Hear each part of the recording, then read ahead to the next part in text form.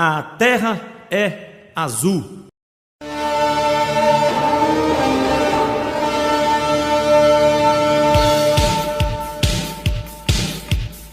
Saudações, torcedor azulino! Hoje é segunda-feira, 27 de novembro de 2023.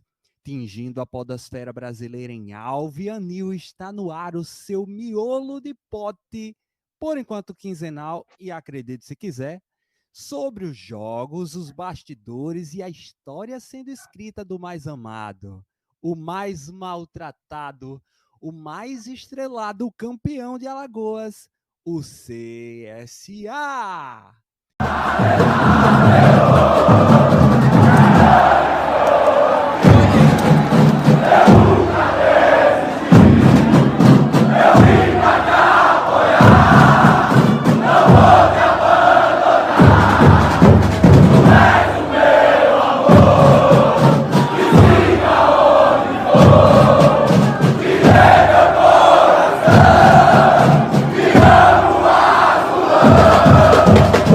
Seguindo a tendência, mas contrariando todas as odds, este podcast tem o patrocínio fake de Bet Santos, a Bet dos Caetianinhos.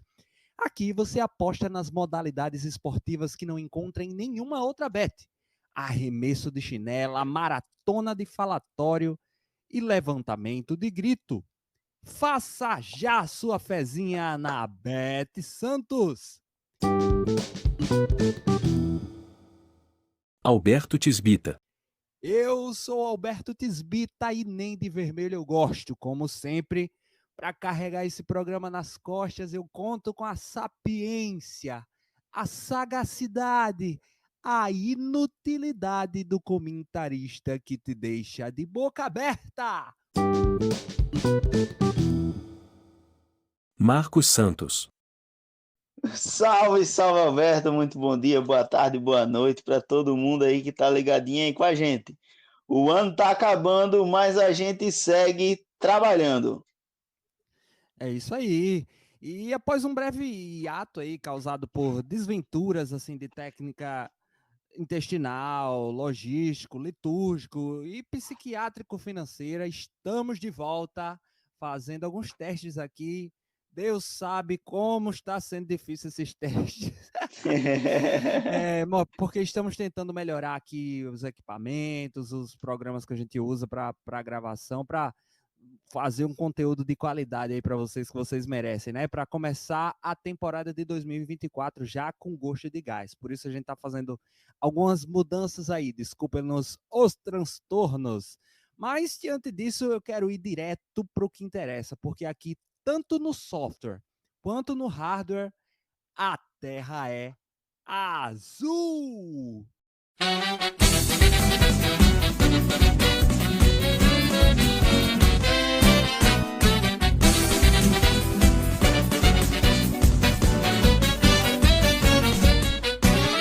E antes de começar os nossos pontos de pauta propriamente dito, Marcos, eu quero anunciar para nossa audiência que o que eu prometi eu cumpri, viu? Fiz o meu sócio torcedor, a categoria marujo lá, o sócio de pobre, né? Mas estou aí no quadro de sócios e também sou azulino eternizado. O nome lindo da minha filhota vai estar lá eternizado no nosso CT, Marcos.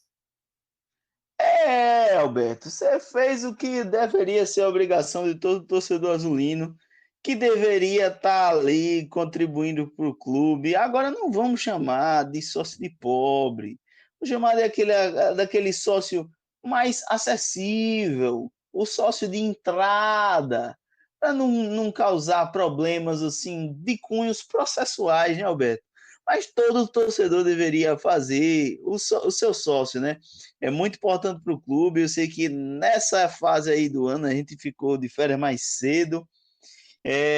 A gente até pensa assim, poxa, mas para quê? Mas é importante para o clube, sim. Então você aí que está nos ouvindo aí, mesmo o time não ajudando, faça o seu sócio torcedor. Muito bem. E temos aí essa semana a definição da Federação Alagoana de Futebol acerca das competições organizadas por ela, né, na próxima temporada. Foi definido o Campeonato Alagoano e a Copa Alagoas. O campeonato alagoano, ele segue a mesma lógica, o mesmo formato que teve no ano de 2023. 8 equipes, um turno único e as 4 melhores se classificam aí para a semifinal. Não muda nada. E tem um rebaixamento, né? E 2 vagas e meia, digamos assim, para a Copa do Brasil, porque o terceiro colocado vai disputar contra o campeão da Copa Alagoas uma terceira vaga, né, para a Copa do Brasil. E eu acho que a FAF acerta com a manutenção desse formato, Marcos. Acerta, acerta. O Campeonato Alagoano é um dos mais fracos do Nordeste, né? A gente tem que admitir isso. Ele tá. Eu enxergo hoje que ele está à frente apenas de Sergipe, Piauí e Maranhão, em termos assim de disputa mesmo, né? Embora alguns outros estados tenham também grandes times, mas em termos de disputa ali, os campeonatos alagoanos só tem basicamente o CSA, o time de Roteiro e o Asa ali que corre por fora, né? Mas os outros times enfrentam muitas dificuldades, então acaba que fazendo um campeonato alagoano mais inchado, por exemplo, com mais clubes, pode ocorrer no que aconteceu anos anteriores, de ter times que quando chega na metade do campeonato diz, a gente não consegue mais e abandona. Então, assim, eu acho que 8 times está de bom tamanho. A única coisa que eu, Marcos, mudaria seria a quantidade de rebaixamentos. Eu aumentaria para 2, para valorizar um pouco mais a Série B do Alagoano, que só sobe o campeão. Eu acho que os 2 finalistas poderiam subir sim para a primeira divisão, o que pode até parecer um contrassenso, mas não é, mas o que valoriza a competição ali de estar brigando até o final.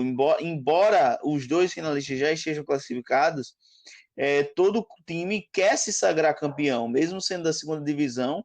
É importante para esses clubes menores, como foi o caso agora do Penedense, tá colocando que foi mais uma vez campeão alagoano, Alberto. Segue uma tendência aí, né, de uma discussão que eu vejo muito nas internets da vida a respeito da importância dos campeonatos estaduais. Muita gente critica, diz que não é necessário, que o calendário brasileiro é super inchado. Eu acho que é super inchado, mas também é muito desigual. Vários clubes vão ter calendário aí extenuantes para seus jogadores, mas a maioria dos outros não vai ter quase nada de calendário. Então, eu sou a favor da manutenção dos estaduais, mas num formato mais curto, mais enxuto, como é o que a FAF está tentando implantar em Alagoas, e com sucesso, eu diria.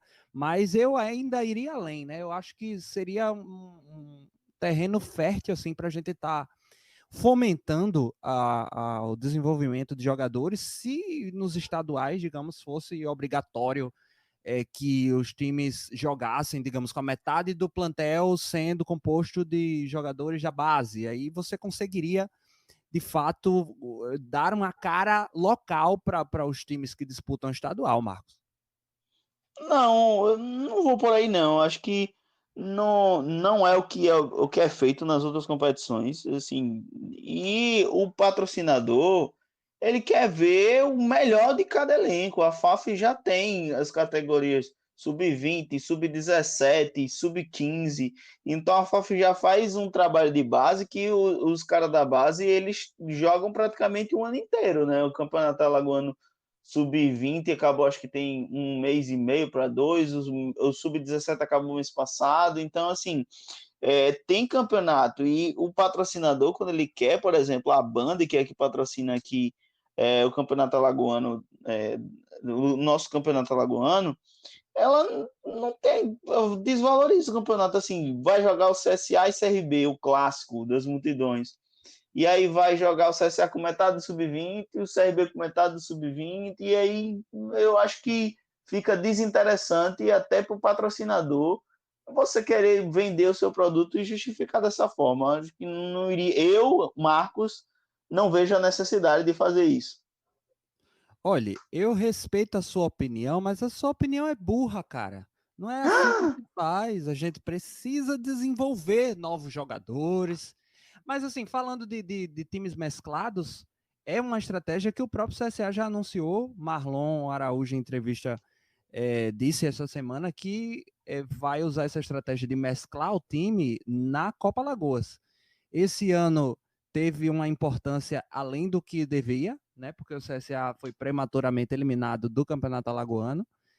Mas a Copa Alagoas, para o ano de 2024, teve um enxugamento no seu dimensionamento, menos clubes, menos fases, então é algo que serve também para dar rodagem, né, aos clubes que vão ter menos elenco, naquele raciocínio que eu estava falando antes, Marcos. Pois é, a Copa Alagoas ela vem justamente para fazer com que os times do interior, os que não estão envolvidos nas competições nacionais, eles tenham mais calendários. Porque, veja, o Campeonato Alagoano da Primeira Divisão, ele tem só 8 times. É um jogo só de ida. Ou seja, os times que não estão envolvidos em nenhuma competição nacional, eles entrariam ali para jogar em 3 meses 7 jogos. Então, é difícil até para um time do interior chegar e juntar recurso financeiro, remar, patrocinador e tudo mais. Para chegar e jogar 7 jogos em 3 meses, daria mais ou menos assim, um jogo por semana. Para ver se tentava se classificar para a semifinal, para conseguir mais 2 jogos e depois ir para uma final. Então, assim, ele ia fazer um time para jogar 7, estourando 11 partidas. Então, assim, é inviável para um time do interior assim ficar dessa forma. Por isso que a Copa Alagoas ela se torna importante para principalmente para esses times, né? Haja vista que o CSA e o CRB já tem jogado com os seus elencos sub-20 ou sub-23 na Copa Alagoas, né? Mas para os times de interior, principalmente aí valendo uma disputa mais acirrada, assim, mais perto para a Copa do Brasil, que é a competição que mais paga no Brasil, é a Copa do Brasil. Eu acho que é um incentivo a mais e a FAF está de parabéns aí pela manutenção da Copa Alagoas, desde que tenha suporte, né? Porque teve jogo esse ano que foi do Asa contra o CRB, e o Asa com o time principal, em que o jogo não aconteceu, foi cancelado o jogo, porque não tinha médico. Aí fica difícil, né, Alberto? É difícil, é difícil. Teve até time eliminado por não ter inscrito o número de jogadores mínimo para poder participar, que foi o caso do Jaciobá, infelizmente, neste ano. Então, a gente vê que a estruturação do futebol alagoano no nosso interior está muito aquém do que aquilo que deveria ser. Mas vamos aguardar aí, está previsto para iniciar o Campeonato Alagoano já no dia 20 de janeiro, né? Então, estamos aí ansiosos. É importante para o CSA, especialmente a conquista de vaga para a Copa do Brasil no ano de 2025, porque em 2024 já vai fazer muita falta.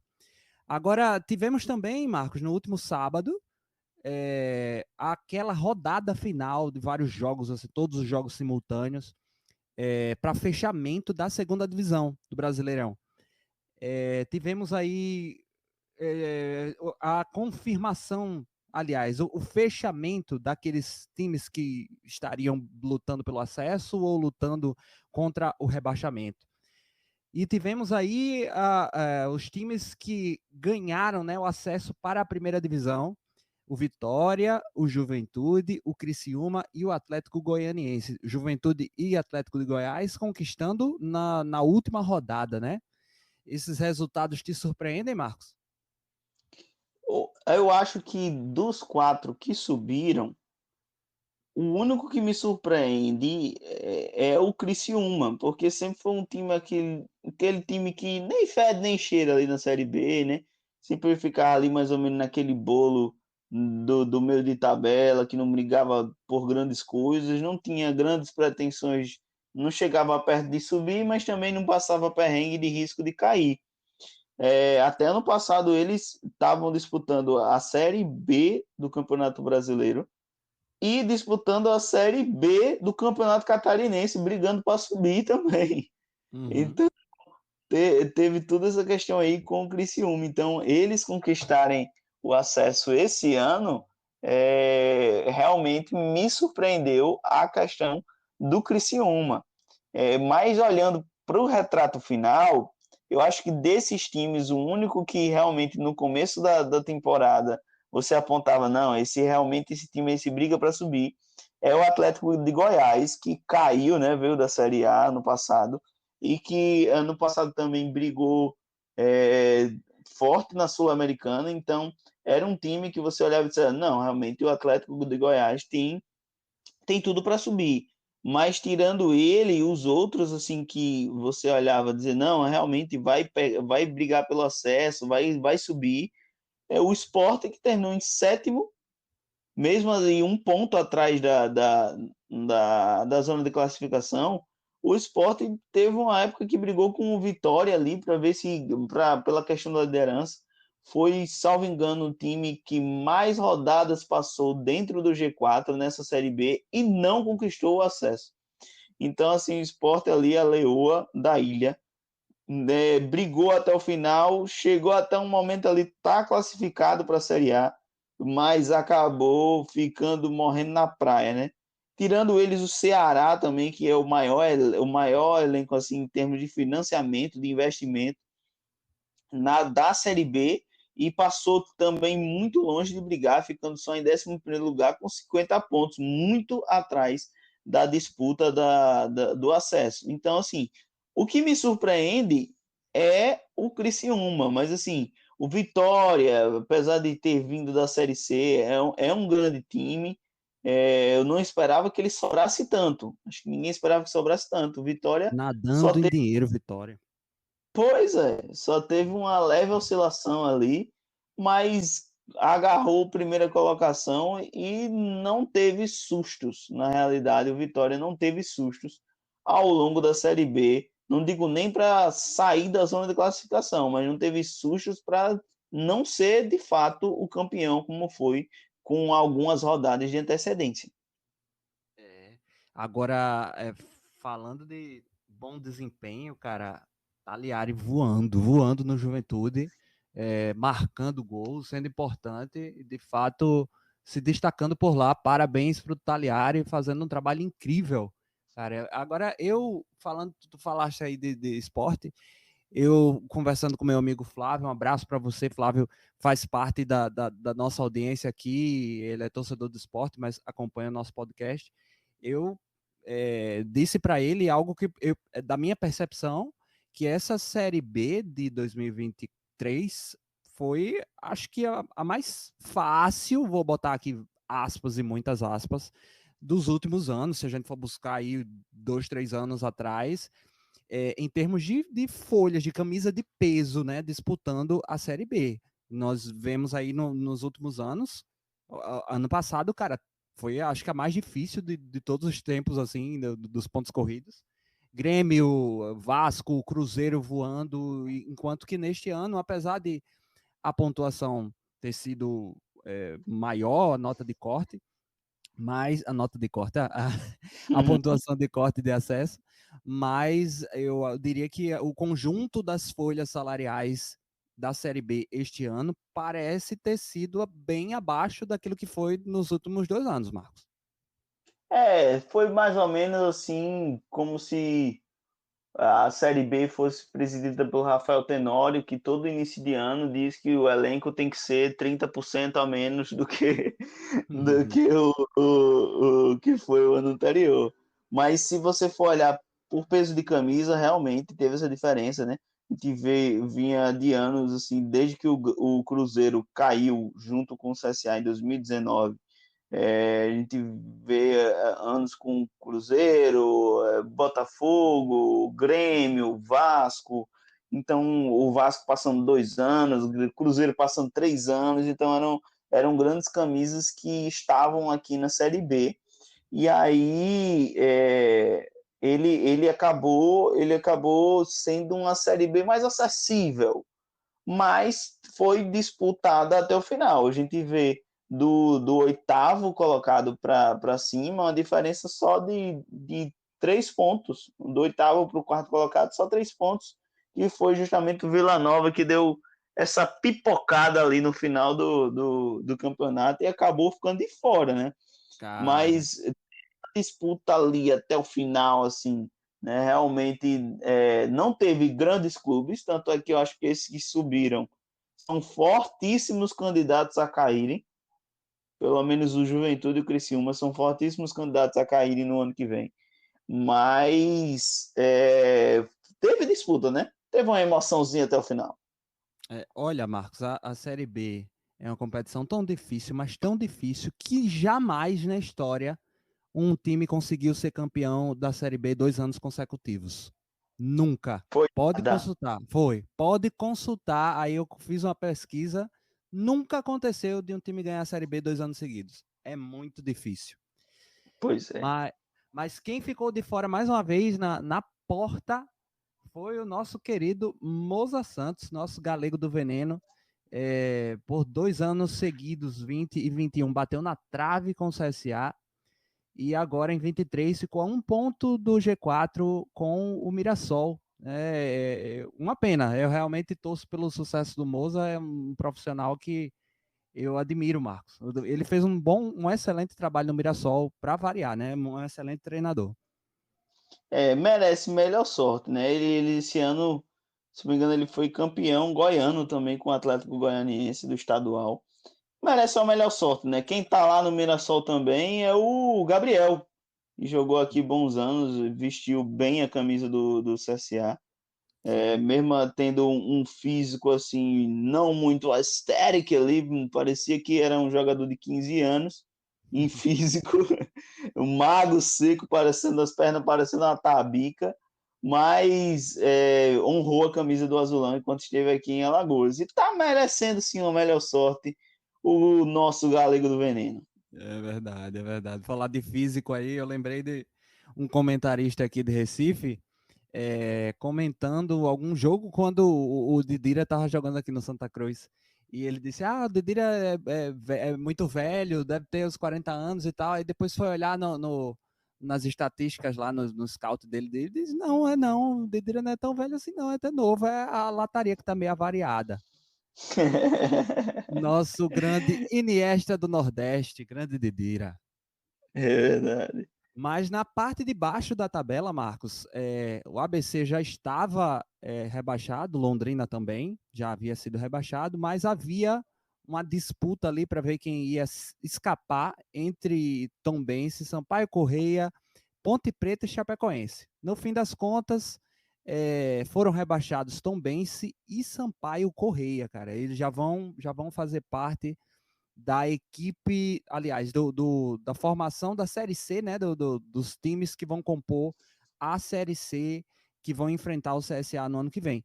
Esses resultados, Marcos, te surpreenderam na parte de baixo? Isso é bom ou é ruim para o CSA para a Série C de 2024?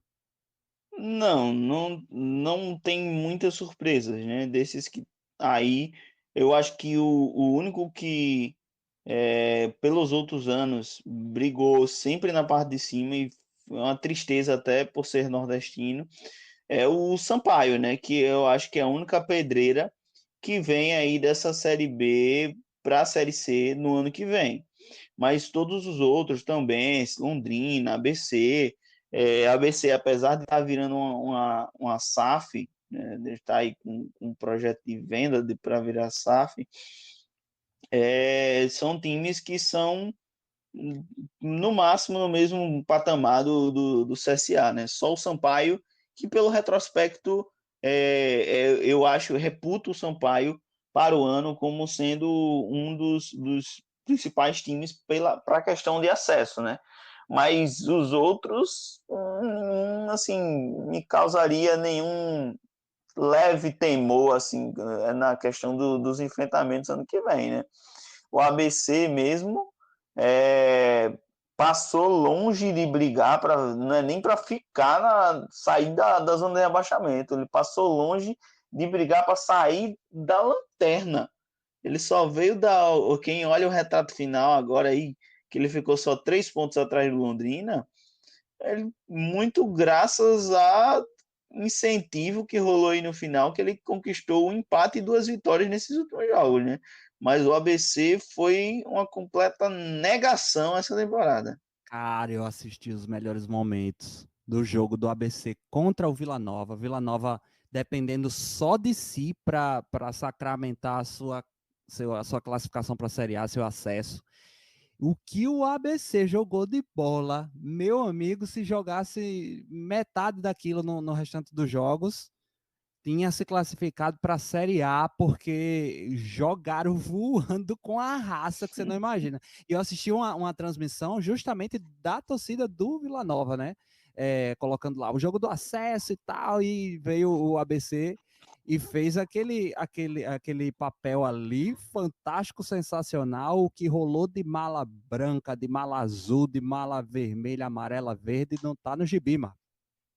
Com certeza os jogadores voltaram sorrindo para casa, porque o que rolou dinheiro e não foi pouco não, Alberto. Teve até o senador, o Cajuru, a fala repercutiu muito hoje, porque ele falou que, criticando, né, os jogadores do Ceará, ele disse mais ou menos que passaram o ano Do Rio todinho Grande do sem Norte. jogar.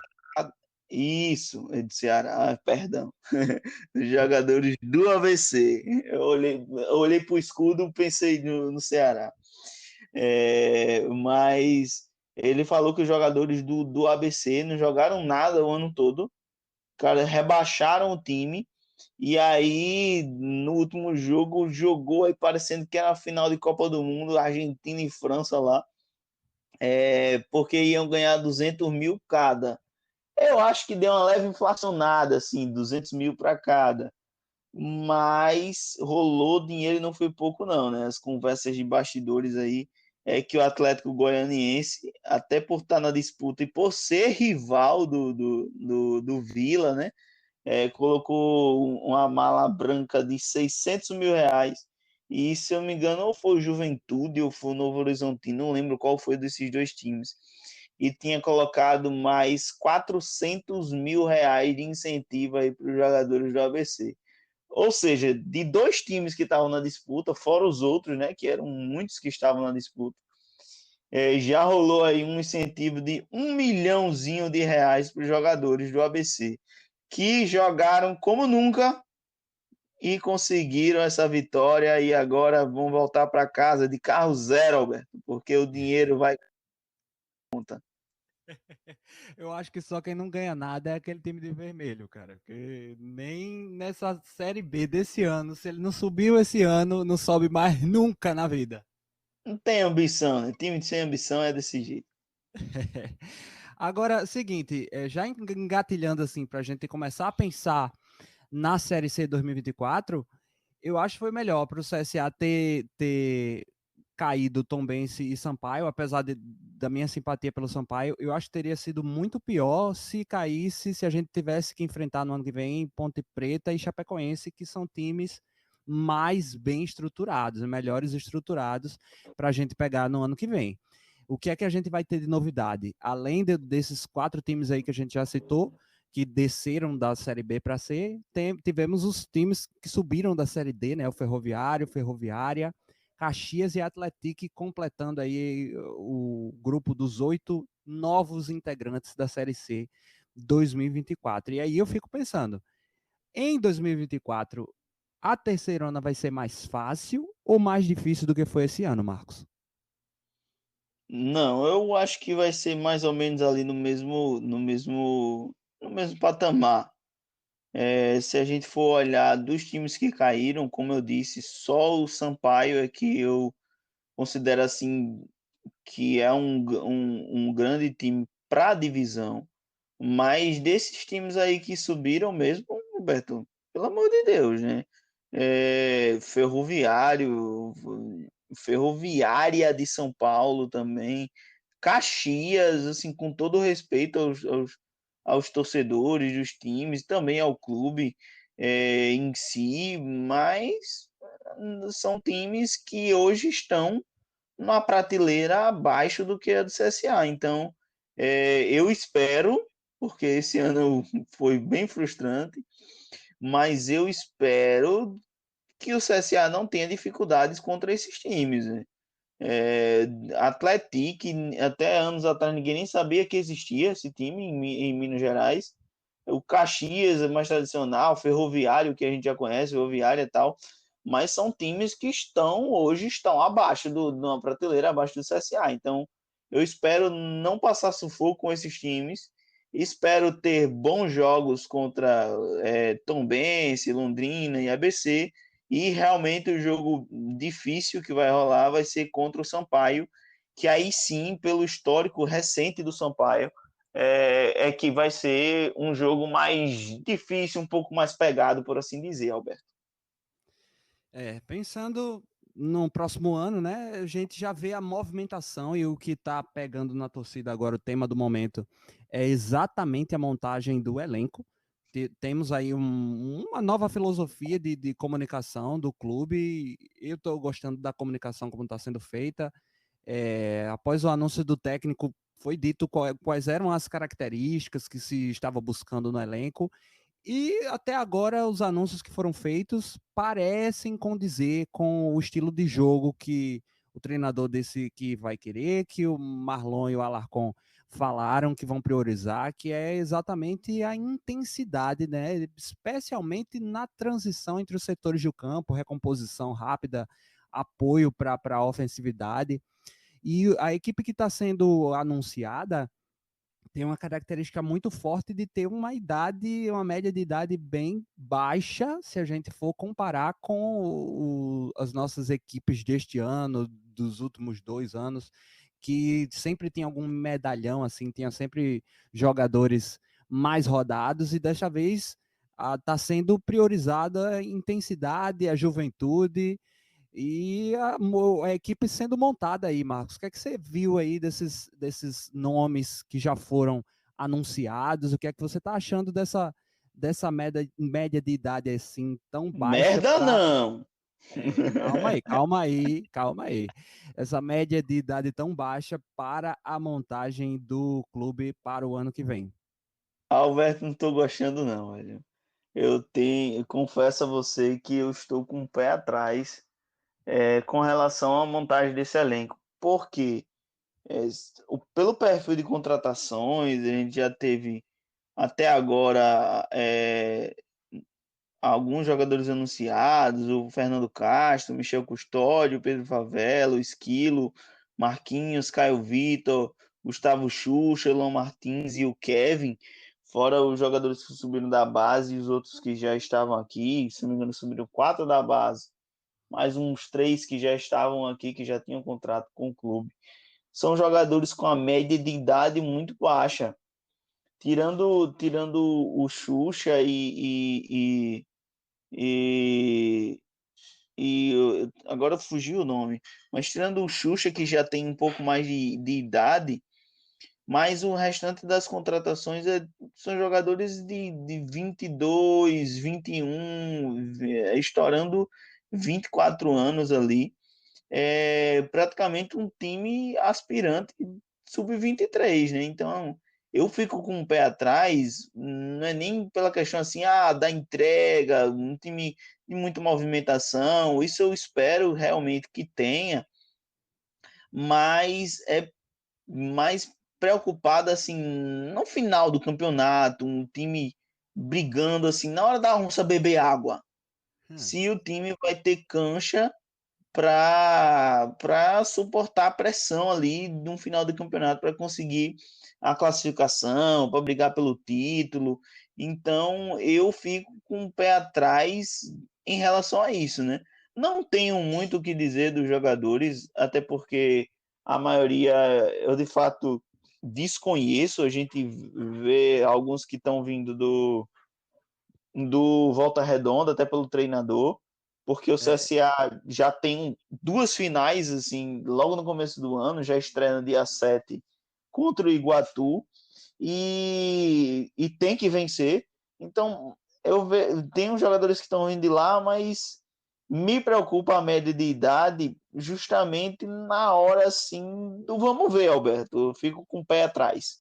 É um assunto que tem sido muito debatido, tantos jogadores vindo do Volta Redonda. Acho que isso é algo previsível que iria acontecer, né? Se a gente trouxe o treinador que estava no Volta Redonda, ele já deve ter contato com esses jogadores, fazem parte do plano de jogo, do estilo de jogo que ele gosta de implementar. É legal para dar liga logo.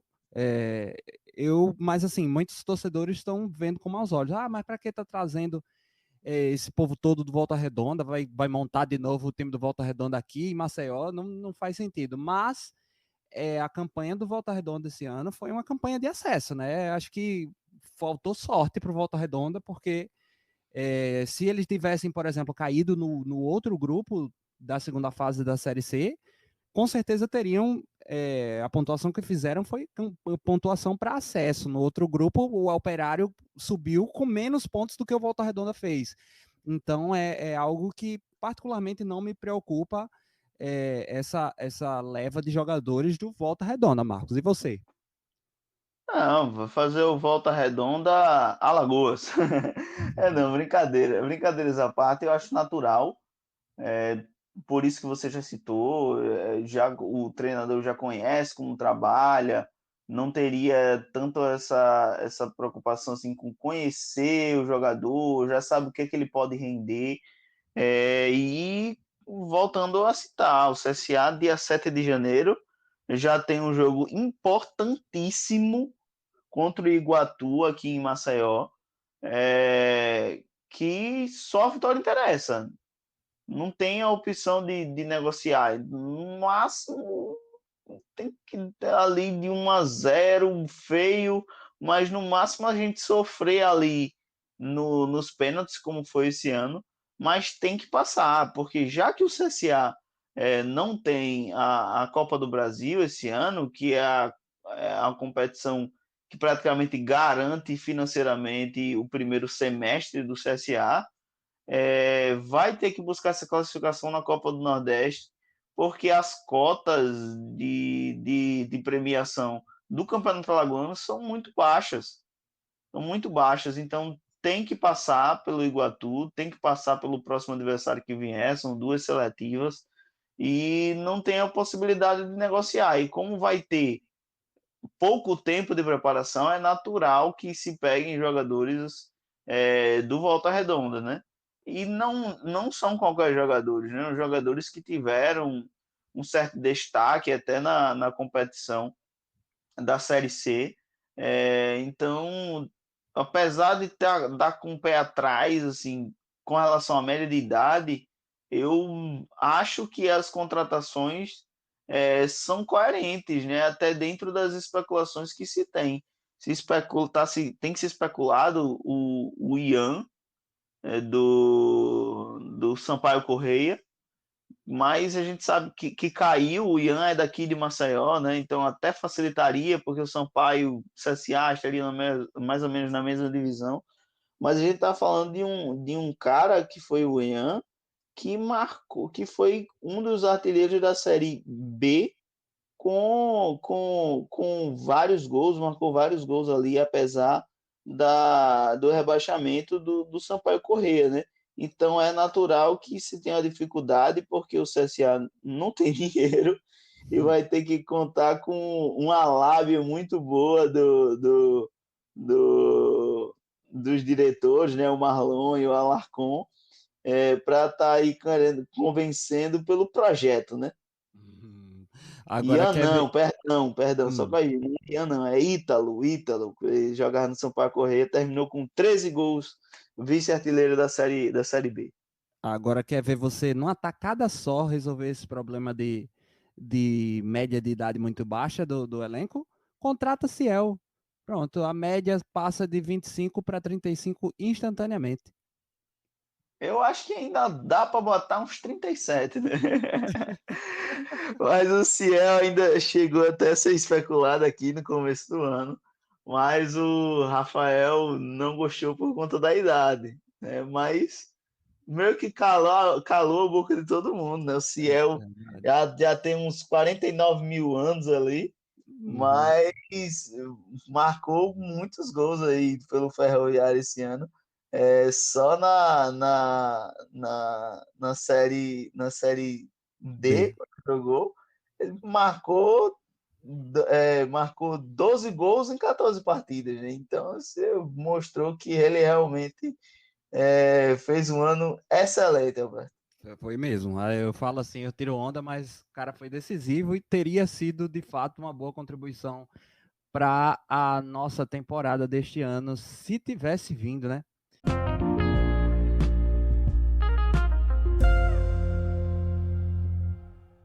Mas é isso aí, Marcos. A gente tem aí muitas novidades para anunciar, tentando reformular aqui os nossos processos de produção, né? Mas uma coisa é certa, vamos estar muito juntos de você, torcedor, no ano de 2024. Estamos fazendo todos esses testes aqui para tentar melhorar. Vamos estar de volta, ainda tem a Terra Azul esse ano, tá? Ainda não conseguiremos manter essa frequência por questão de agenda, outras atividades de final de ano também. A gente vai dar uma descansada também, mas ainda estaremos com vocês no dia 18, tá? No dia 18 de dezembro. Pode marcar aí no seu calendário, já repercutindo o quê? A pré-temporada do CSA, que está marcada para começar já agora, dia 4 de dezembro. E já no nosso CT, né? Para mim, que moro em Recife, é um sentimento de alegria, mas de tristeza também ao mesmo tempo, porque eu sempre dava um jeito de dar um pulinho lá no CT do Retrô, no CSA classicamente fazia a sua pré-temporada, de ver o CSA, nem que seja na fresta do muro, eu sempre estava lá, mas é bom porque estamos aí começando a andar com as nossas próprias pernas, tendo nosso CT, isso é muito positivo. E o meu sentimento é de otimismo para o ano de 2024, seja com o clube, seja com a nossa atividade aqui de podcast, Marcos. Tem muita novidade para anunciar aí, hein? Pois é, Albert, tem sim. Tem sim, e a gente segue trabalhando, segue aqui se esforçando para entregar o melhor para vocês, né?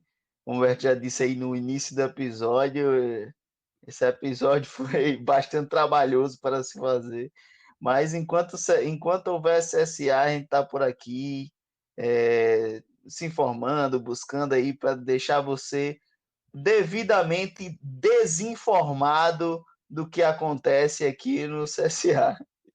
Desinformado, desinstruído e com a sua opinião desinfluenciada. Já saiu um estudo, Marcos, dizendo assim que 96% da população brasileira é formada de influencers, 2% são influenciáveis e outros 2% preferem ler um livro. Mas assim, se depender de um influencer como você, aí realmente a nação tá ferrada mesmo. Em condições normais de temperatura, pressão e Wi-Fi, e se Jesus não tiver voltado antes, retornaremos aos seus ouvidos. Marca aí, tá? Dia 18 de dezembro, no nosso último programa Saideira de 2023, preparando tudo para 2024. Até lá, Gagarin falou, Seton confirmou, e eu sigo acreditando que a Terra é azul!